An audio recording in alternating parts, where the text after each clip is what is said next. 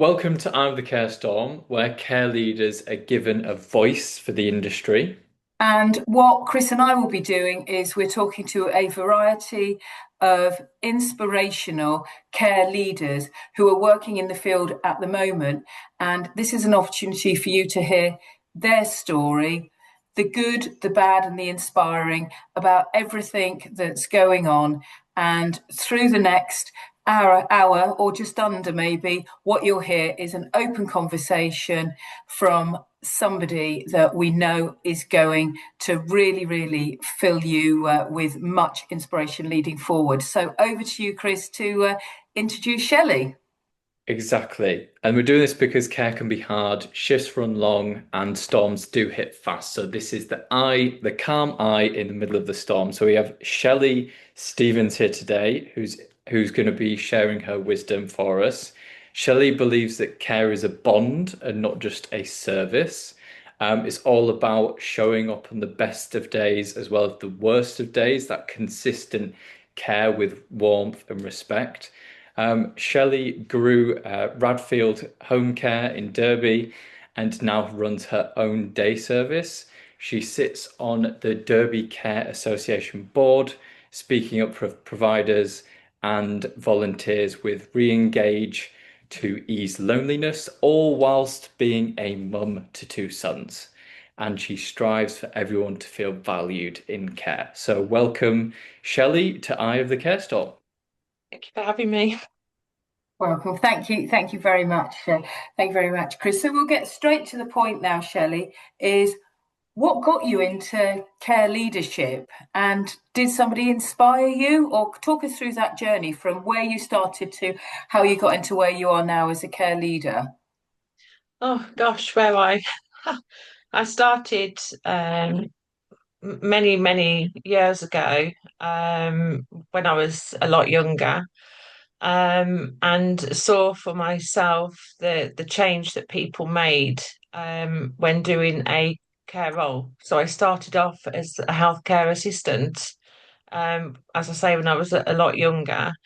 And I stepped into a care leadership after, I guess, witnessing time and time again the sheer difference that strong and compassionate and present leadership makes, and not just for the people that we support, but for the carers on the ground, and also for the families who they're all navigating an incredibly emotional circumstances, when they start looking for care. Um, and I guess when I worked as the business development manager at Radfield Home Care, Derby, I then had the unique vantage point to see what was going on. So I spent time with the carers, doing their best, as you say, the eye of the storm in in situations that some people just would probably run from, if I'm honest. Um, and it can be emotionally exhausting. So I stepped back for a while, had a look at what was going on, and realised I had to put my money where my mouth was. So, as the business development manager, I got out there. I went out there with the team. I picked up shifts. I ran some of the carers around.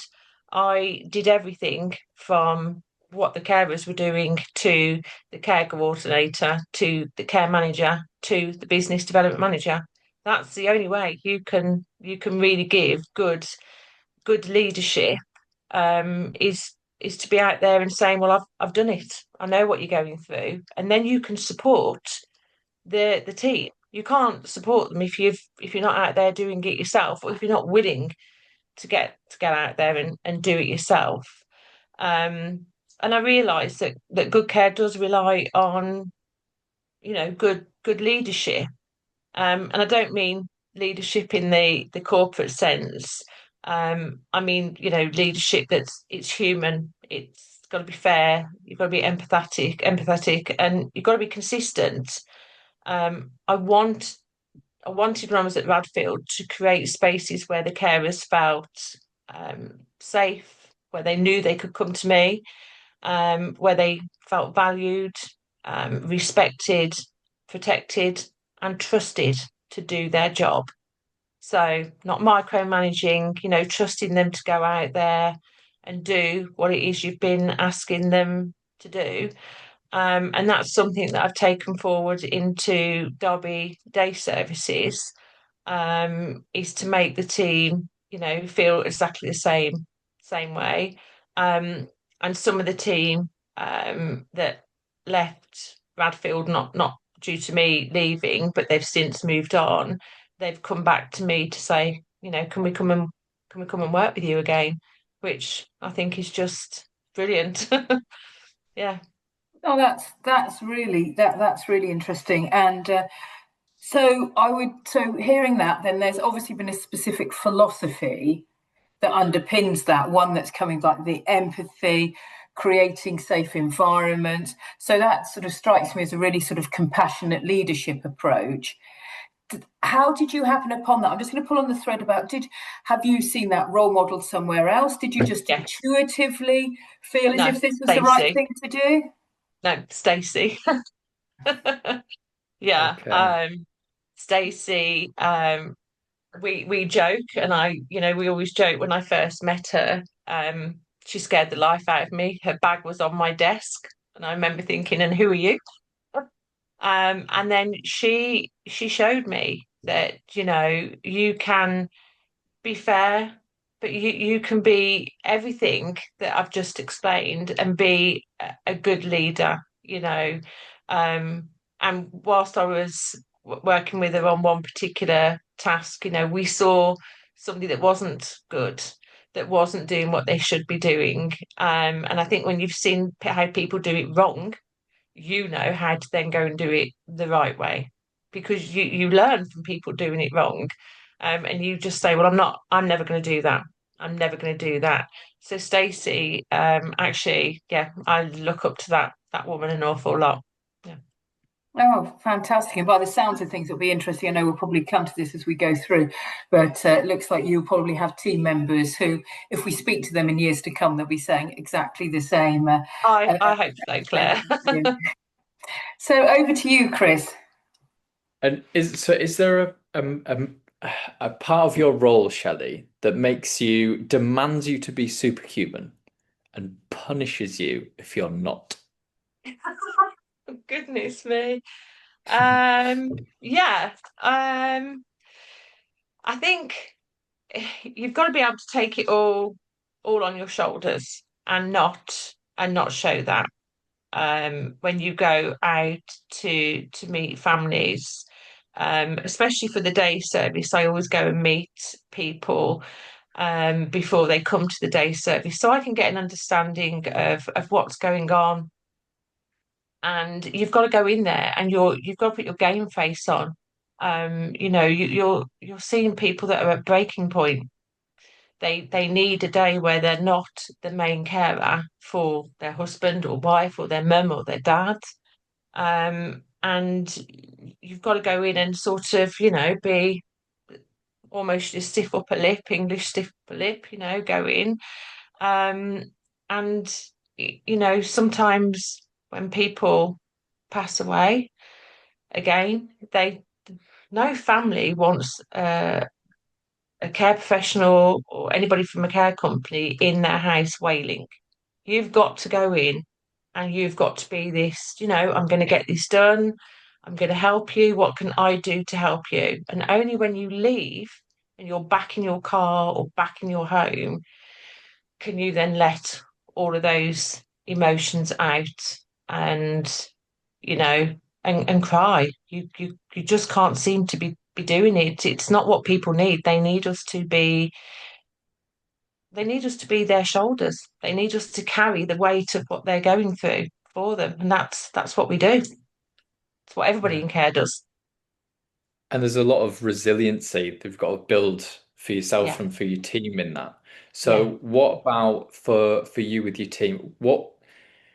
what does it cost you each day to keep showing up with that kind of resilience? And what would you want to let your team know in terms of what it costs you to show up at that level? Um, if I was going to be totally honest, um, I think if any care leader was going to be totally honest, it can take a toll on our own mental health. We carry the team, we carry their worries, their concerns, we carry the worries and the concerns of the family that we help whilst trying to grow a business. Um, you know, you show up every day for your team, you'll show up every day for your families that you're working with. And then, yeah, when you get home at the end of the day, I think, that's why when I was saying you have to find something to do so that it doesn't affect you. You go through a lot every day. You see a lot every day. You have to find a way to get to deal with that so that your own mental health doesn't doesn't struggle. And I think if you speak to registered care managers, especially, they get burnt out. We all get burnt out quite quickly. I can be exhausted at the end of a day service day. I come home and I have to say to my boys, I can't speak to you. You just need to leave me for a few hours before I can then communicate and people don't see that. They see happy Shelley, Shelley who's on the ball, Shelley who's got everything ready, Shelley who's dealing with everything. They don't see the person that comes home at night that can sometimes feel completely broken by a care system that is broken. Yeah, it's So, emotionally taxing, isn't it? Sorry. Very, yeah. no, sorry, Chris. I was just going to then go on to. I'm just going to, if I may, we've sort of, we're starting to pull on that thread, just pull on it a little bit more. So, if I had to push you at the moment, and this is an unprecedented time of change, and we're looking at ever increasing levels of people who are off with stress related illnesses. And there are also an awful lot of people in the health and social care space that are what is called sort of presenteeism. So they're turning up, but actually they're going through the motions. And unfortunately, it's that depletion of mental health that then leads to them being absolutely depleted, burnt out, and leading to longer formal diagnosis of stress. So, what would you say at the moment, Shelley, if we can be so bold as to ask, would you say is the bit of your job that feels most fragile and the thing that actually, if it snaps, would lead you just to say, do you know what, I can't do this anymore? I know that's an enormous question, but what are the real pressure points for you at the moment? Um, so building the day service and um, dealing with all the red tape, dealing with trying to get onto the system whereby if somebody's going through Derby County Council, it's called the brokerage system. So trying to get through all of that to be able to accept new clients. And actually this week we have had a bit of a breakthrough because they have emailed to say, they'll put us on to direct payments. That has taken months. Mm, And I've got space within the day service, and I go to meetings and I get, local area coordinators saying, "Oh, but Shelley, we've got people. You've got space and we've got people, but we couldn't accept funded clients. Now we can." mm, And that has almost broken me. Knowing that people need this service, knowing that people are crying out for respite, and they get funded, but then knowing that I couldn't take them. Whereas now, hopefully within the next few weeks it'll all be set up, but it can take weeks. And we're hitting, Christmas, it's crisis point for families. Christmas is crisis point for a lot of families. And I want to be able to help everybody. I'm terrible. I want to be able to help as many people as I can, and my hands are tied and I can't. And I think that for me is my biggest pressure point. Mm. And yeah, it's such a shame. Well, and it really is, because it's that whole um, issue that the thing that's causing you the most pressure actually isn't the day-to-day job. It isn't the operational thing, which is stressful enough with medication issues, safeguarding issues, staffing issues, rostering, all of those things are stressful enough, where it is interesting to hear that the thing that is going to lead you to breaking point is something outside of that. And I hear that often, and I think it's because really, really good leaders, of which we're very, very privileged to have many in care, good at controlling what they can, but it's the things that are out of their control that are just absolutely deplete them, because it's, you can only change what you've got control of. Yeah. And if somebody tells you something different, then, and I'm really, really pleased that you've managed to, because that is such a huge forward, moving on to direct payments, because I speak to an awful lot of um, owners, CEOs, leaders in care, in health and social care, and they're all saying the same. It's that funding issue Yeah. that they've got the service that they can offer, they've got the need for it, but it's matching the funding appropriately.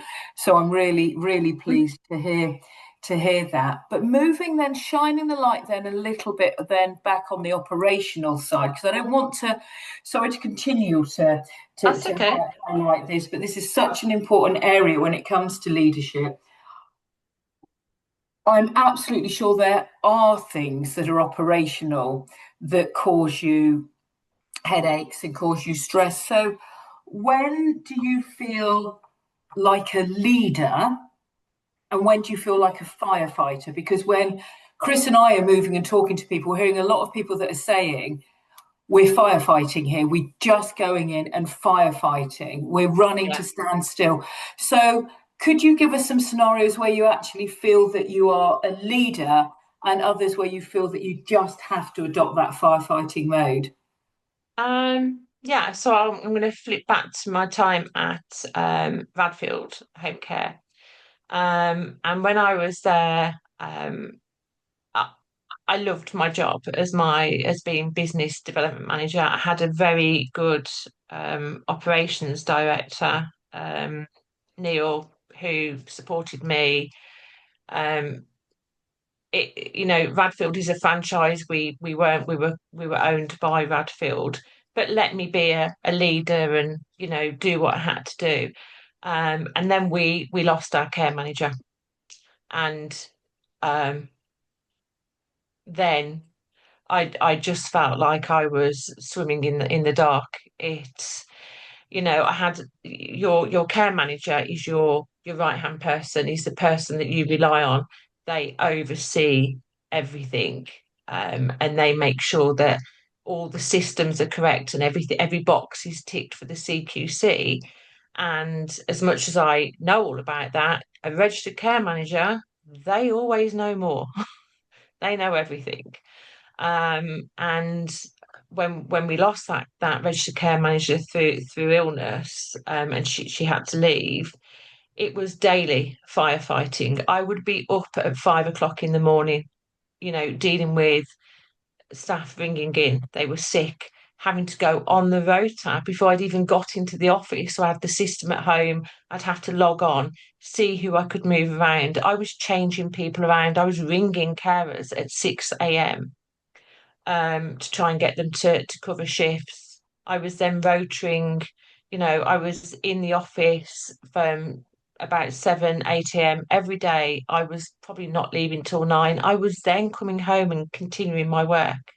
And in the interim, as I said to you when I started, to be a good leader, you've got to put your money where your mouth was. I was doing nothing that my team weren't doing. I was out there picking up shifts with my team. I was out there. But to do that, I had to quickly get online and redo all my training because, in line with the CQC, if you want to go out and give care, you've then got to redo all your training. So I had to quickly retrain, believe it or not, even though I know it all, as a healthcare assistant to be then go out and able to help the team. And it was just, I mean, we got through it as a team. We got through it. But it was one of those times when I was just firefighting every day. There was no other way to put it really. And I was really good that I was supported by um our national office as well. They were so supportive. They'd send people into the branch to come and help or to pick up on the bits that, I just wasn't getting time to do. So they were doing all our audits in the background for us. So, but that was probably my worst time.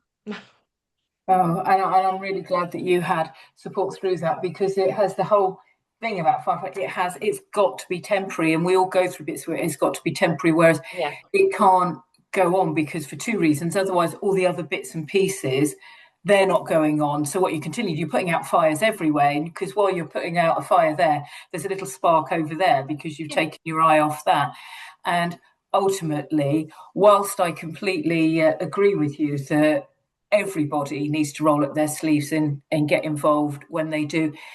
There does need to be a leader, somebody that yeah, is got that strategic overview that can guide through. And so there's a difference between firefighting and everybody just doing that all of the time. So I'm pleased that you're able to sort of come through that because it is that then ability to sort of step back and then go back to leading. And I think where the real challenge comes is when people get so used to firefighting, they've almost forgotten how to be the yeah. effective leaders as well. I was lucky. The team of carers, they did see what I was doing.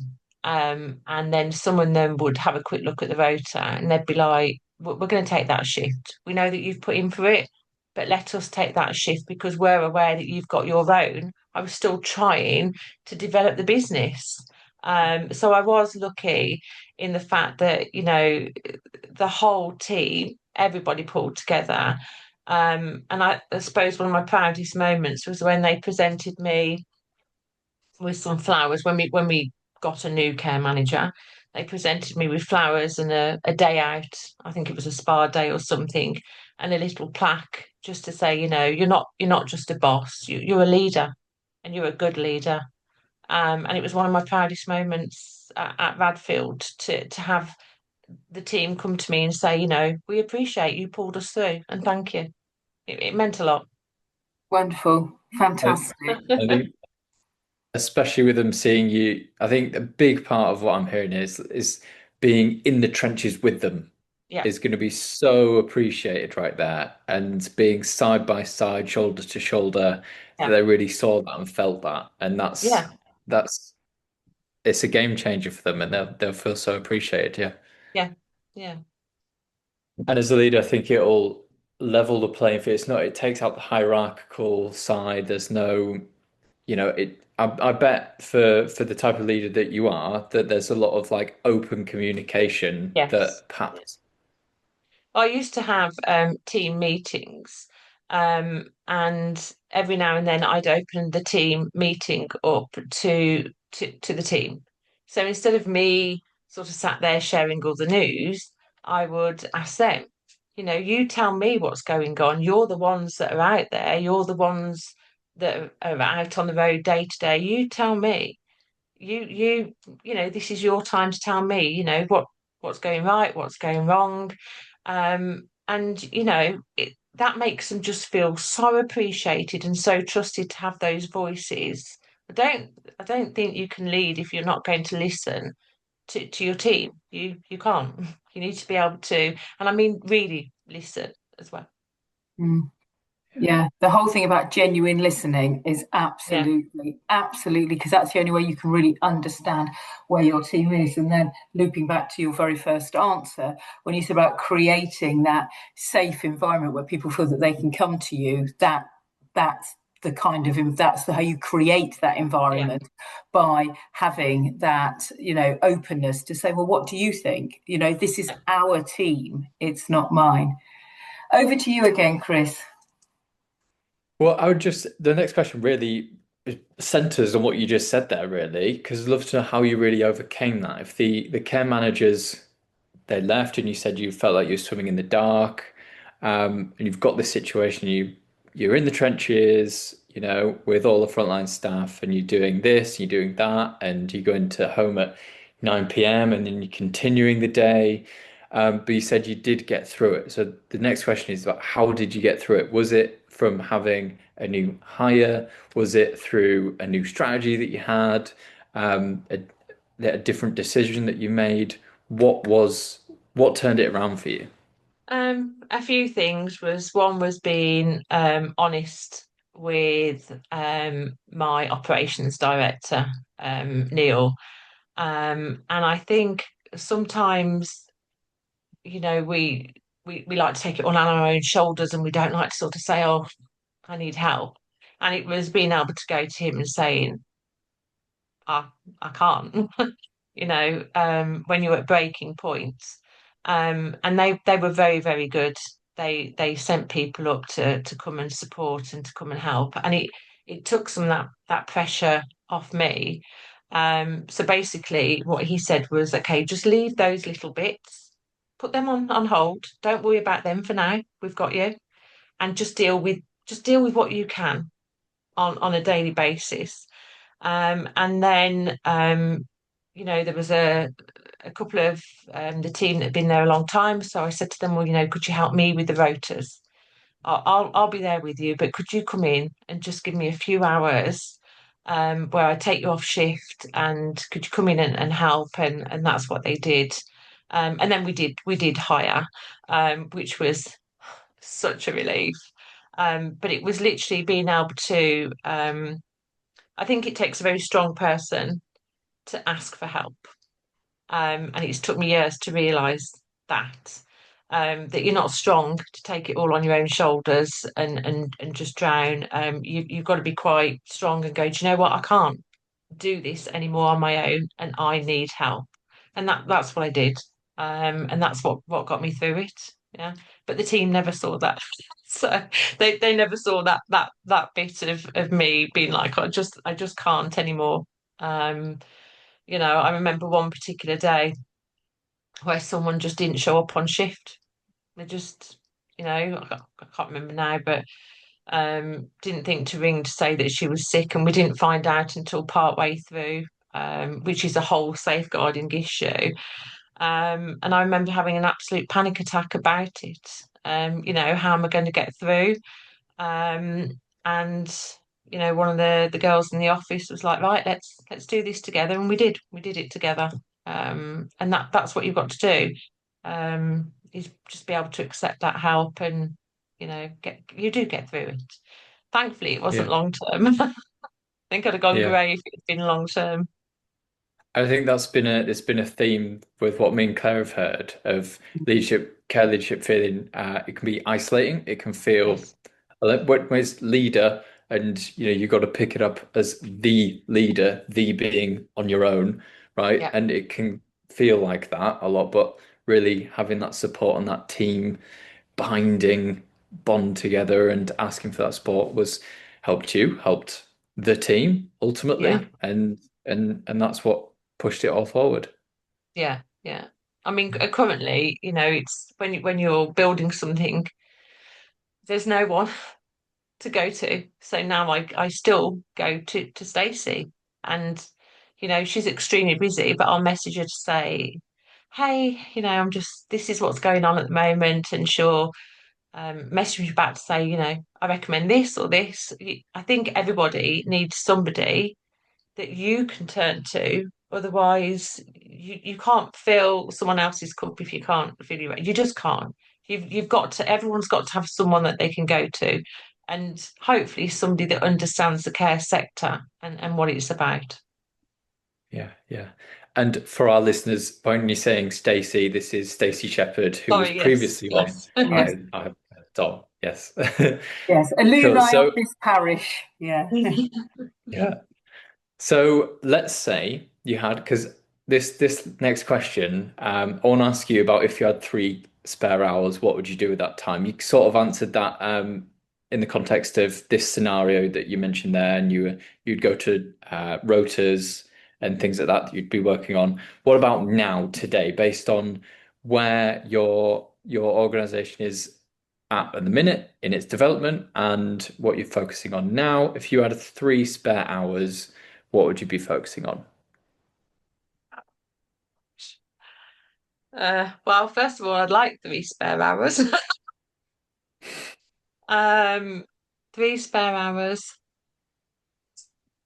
Honestly, I'd focus on the marketing. I'd focus on building the website. If I had 3 spare hours a week that I could do that, then that is what I'd focus on. And the team that we do the day service, they're volunteers, so I'd probably focus on doing something for them, just to say thank you for your volunteer, your time that you give for the day service at the moment. But yeah, I mean, I'd love. I'm not the only person in care that would say that. I would love those 3 spare hours, because the hours that you're free are spent, hour on emails and responding to people, and trying to get hold of people, and trying to see families that require your help. And obviously, as I said earlier, because we've only just been accepted onto direct payments, you can spend many hours out meeting families. Then you turn around and go, well, I can't actually help you. So yeah, 3 spare hours a week would be absolutely lovely. But yeah, I'd probably just focus on the marketing and try and learn how to build a website, which I The can't do. only thing I would say, though, linking it to, don't forget, though, Shelley, that, and I'm sure you haven't, but when we are looking for sort of external support, there are companies. One of the things that I did when I was a CEO of a charity that provided care was that I spoke to a marketing company, and from their corporate social responsibility, they actually came in and helped do my marketing for me. All And right. so these companies, businesses, they do have, like, it's called CSR, corporate social responsibility. And part of annually, they give time to go out and support organizations. And often, rather than, I changed my tack, rather than saying, oh, if you wanted to sort of like fund this or donate a raffle prize or something, I thought, well, you've got a skill set that I don't have. And actually, for me to take the time to do that, because I was exactly the same. Our marketing was absolutely appalling. Our website was appalling because I'm not a marketeer, and and I could do it, but the time that it would take me to do it, my skills would be better spent elsewhere. Yeah. And so I was really, really surprised. And actually, what's worked out really, really beautifully is that I just said to somebody, and I was at a meeting, I just moved, and I just said, look, if you could, if anybody, just literally bold approaches and does putting Yeah. letters through doors and things, and just said, if you could spare some hours as part of your corporate social responsibility, just to help us just do the headline points with our website, to do this would obviously, publicize you, promote you. And people are really, really good. We'll And have to have a look into that. we're definitely doing it. It would be my recommendation to other people, because anything that's in the periphery that we can't afford, whether that's marketing, whether that's having somebody with an IT background coming in and helping train our staff on how to get round Excel and things. There are companies that are very, very good minded. And this company was so good to me that I said, look, when I am in a position that we can pay you to do that, I will bring you in. And when I was at the charity, we were never in a position. But 10 years later, when I was in a position and needed somebody to do that, I went back to this marketing company and said, I Oh, right. promised you 10 years ago that I would do this. And I still keep in contact with them now. They do I run a company called Curve Strategic. They're the ones that did my website still now. Oh, And wow. so it Yeah. really is them helping out. They've been back, and the amount of times I've sort of sung their praises. So it is beneficial for the businesses. So I would recommend not only to you, but other people that are listening to Yeah. this, Yeah. please do that, because we can only do what we can do, and our skill Yeah. set lies with that. So when you've got 3 hours, you want to use those as effectively as possible. My only slight concern there, and Chris and I both noticed that I'm not exactly sure that website design and marketing would be calm hours. Particularly, I'm not altogether sure that you would get a sense of well-being. That's the trouble is in health and social care. Everybody, there's not enough hours in the day. We're the only people that, when you get an extra hour when the clocks go back, everyone goes, brilliant, all right, I'm going to fill it with this and this, rather than think I get an extra hour in bed. We fill it with something else. Oh, yeah. But Every hour of the day within care is filled. I might be popping posts up onto Facebook, or having a look at what groups I can go to. So within the business development role of doing this, I can get out, and I go to different groups, so I can go and meet all these people. A lot of the free groups are for only 2 hours.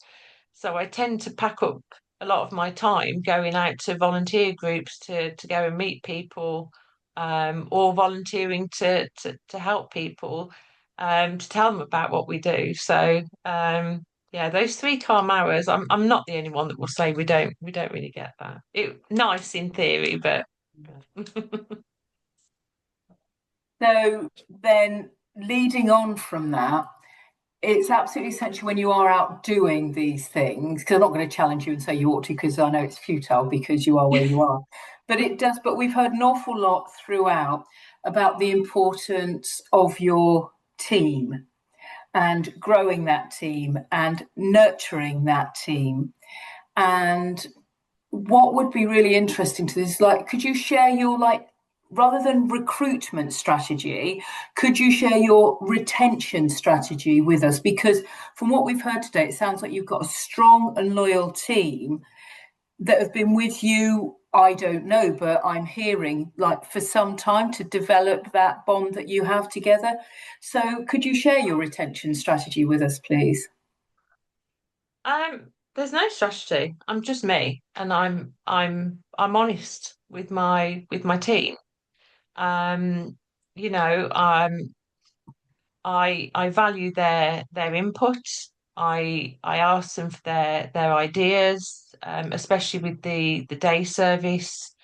I will get WhatsApp messages from them to say, oh, we've seen this is a brilliant activity that we could do. What do you think about this? And I do think it's that core of they need to be valued, and again listened to. It is a core of mine to do that, and people will stay with you. They won't leave. People don't leave good jobs. They leave bad managers. If you're good at what you do, your team will stay with you. And that's why I've always stayed in jobs, is when I've felt valued. The minute I've not felt valued, I've gone. I won't stay around for a bad manager. Mm. Um, and that's just what I do at my core. And I'm sure if you to ask them, they hopefully all say the same thing. And they know that they can come to me with any of their issues, and if I can help them, I will help them. And if I can't, I'll be honest and say, well, I can't. But have you tried this, or have you been to this person, or is there anybody else in the team that might be able to assist and to help you? And that's just who I am. That's what I do. I've always been that way. And hopefully, as I grow older, I'll continue to be that way. Do you know, Shelley, this is what I absolutely adore this sector, because you said, I don't have a strategy, it's just me. And then you just went on and spent the last 2 minutes articulating a really, really clear strategy. Because what you've just described is a very, very clear strategy. It's not a haphazard thing. And I think that I mean, there's a wonderful modesty, but also I think you need to make sure that, you don't just you. I would challenge that, because I am absolutely sure that one of the pieces that I'm going to hold a mirror up to you to see whether it's true, because I think actually one of the strategies, you do an awful lot of reflective practice, that Yes. every day it's not just you in a haphazard way. Because believe you me, Stacey, and I think I can go as far as to speak on Chris on this, because we both spend an awful lot of time meeting an awful lot of people. I see a lot of leaders that just turn up and say it's just me, but that's it. Well, just like it or lump it. That's just how I am today. And somebody that comes in is just me. You said about, we're talking before, actually, no, deep breath, game face on we go. That isn't somebody being just us. I've worked with managers before that, trying to support them to turn the teams around, that go on in and go, and if they are angry, they set the weather in the room. Everybody knows that they are angry. If they're happy, everybody knows that's somebody being just them. So I'm going to, with the utmost respect, Shelley, challenge you a little bit there, because I think that you have a strategy that is one, certainly value based, compassionate practice, but is also, what I'm hearing is one of ongoing continual learning and reflective practice, and how what you're doing and saying and acting impacts your team. And I think that they're the common things that lead your team to stay there. And it's not just it's just me, take it or leave it. I think there's a lot of strategic thinking that you possibly do subconsciously, but is definitely, certainly that's what Chris and I are hearing today.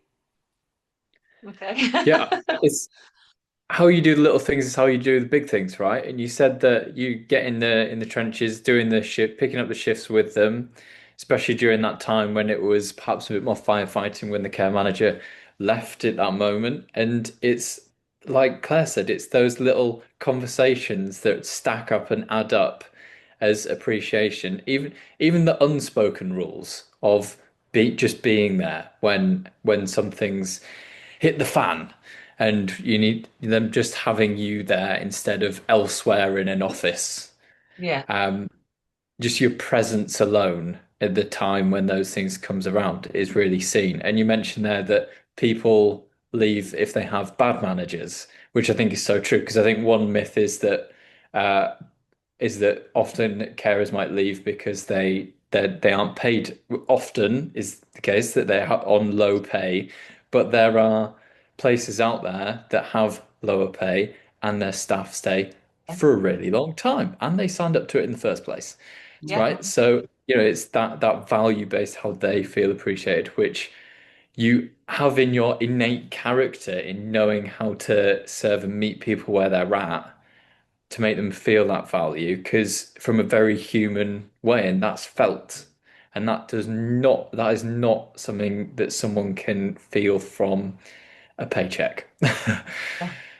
I think for me, I know how I want to be treated. And I've been in bad care jobs.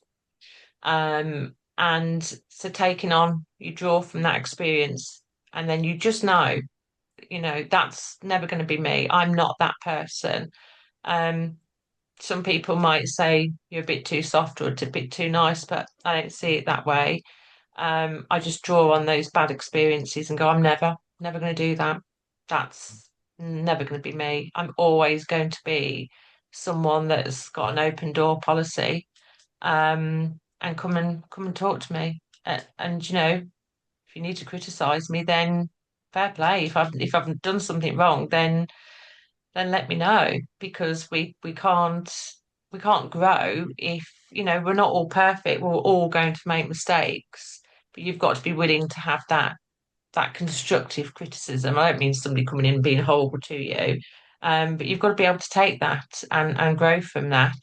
and equally be able to give that constructive criticism to people as well, so that they can grow.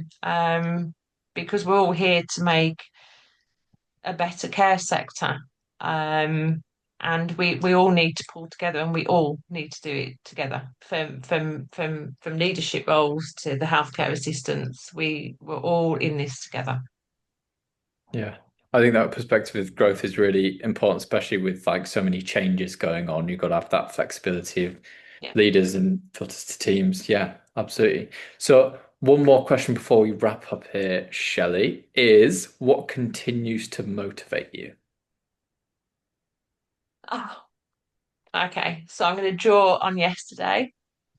So I ran my day service yesterday, and we stopped halfway through the day, and we decided, because we'd only got a few people with us, that we would take them out, and we took them to a local garden centre for tea and cake. And seeing our clients that have got dementia, they're quite far down their journey on dementia, and seeing them out talking to people and enjoying being out, that for me, that meant everything yesterday. And just getting the photos, and whilst we were out, we all then decided that next week we're all going to go out for lunch. So these are our clients that it's took them time to get used to being with us, and watching them feel that comfortable that they'll come out with us and have tea and cake with us. Yesterday meant all the world to me. I came home, I was exhausted, but by goodness, what a fabulous feeling to know. And then, the people that we take them back to, their wives, they'd all had good days. They'd been out, they'd had their nails done, seen their friends. So they were fresh. The husbands were fresh because they'd been out as well. That for me, that's everything. It means the world to me. Yeah. Perfect. Really What I'm wonderful. emotional. Yeah, well, what a Yeah. wonderful question to sort of, and response to finish on, because you clearly are, Shelley, incredibly motivated still Yeah. and incredibly passionate. And also, the one thing that's been the golden thread throughout this, since your first answer right the way through, is that of people. People are at the centre of everything that you've done. We started off to begin with when you were asked about, reasons why you went into care, and it was about you providing a team that you empathised with, that they felt safe to speak to you. So you had their interests at Yeah. need and demonstrated all the core components of a compassionate leader. And I would assume, if we carried on and we did conversations with your team, that then you have an emotionally intelligent team that is working and is delivering. And the nice thing is with that is it comes through to benefit the people at the other end, which are the most important people, They are. because there is a direct correlation between the well-being of the team and the well-being of those that we support, and research demonstrates that. And it's so important to create that culture of a good team. You mentioned one of your questions, you said it takes a strong person to say that they need help and say that they need support. I would counter that with saying that it takes an intelligent person to do that. If you look at any scriptures around good leadership, some of the greats that we refer to, Thomas Edison got to his invention first because he saw that Alexander Bell was hot on his heels. So he surrounded him with the best brains in the business, and they all worked together to get the problem to finish it first. We know about Henry Ford, that said the very best leaders, who Henry Ford, by the way, was incredibly inspired by Thomas Edison's leadership.